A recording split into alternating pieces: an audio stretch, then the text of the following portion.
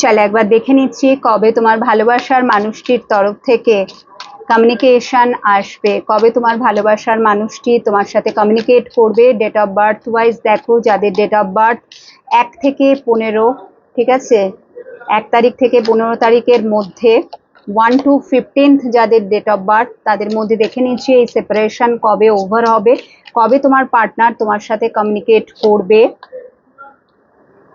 এবং 4 of fans.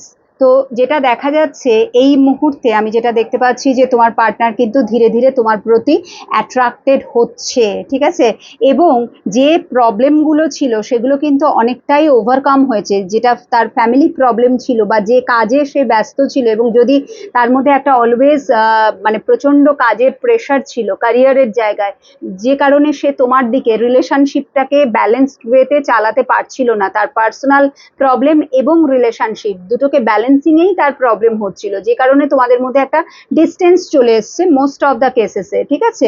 এবার এখানে থার্ড পার্টি থাকতে পারে, থার্ড পার্টি তার ক্যারিয়ার হতে পারে, থার্ড পার্টি অন্য কেউ হতে পারে, বাট প্রবলেম তো ছিল।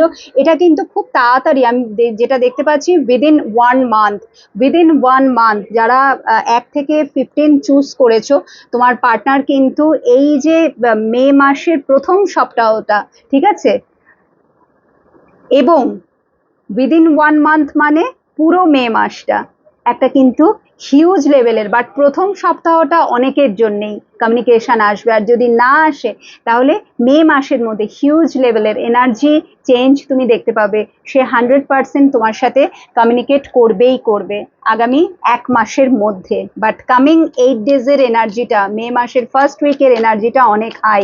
নাও let's check out for the 16 to 31 communication কবে আসতে চলেছে। 16 to 31, 16 তারিখ থেকে 31 তারিখের মধ্যে যদি তোমার ডেট অফ বার্থ হয়, তাহলে কমিউনিকেশন কবে আসতে চলেছে।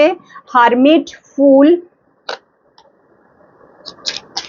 16 to 31, 16 to 31 যদি তোমার ডেট অফ বার্থ হয়। টেম্পারেন্স, 3টে মেজর আরকানা। সো আমি যেটা দেখতে পাচ্ছি এই মুহূর্তে কমিউনিকেশনের কোনো চান্স নেই, এই মুহূর্তে কমিউনিকেশনের কোনো চান্স নেই। আপকামিং 2 উইকস, ঠিক আছে, আগামী 2 সপ্তাহ তোমাকে আমি যা দেখছি এনার্জি ভীষণ নেগেটিভ, কারণ তোমার পার্টনার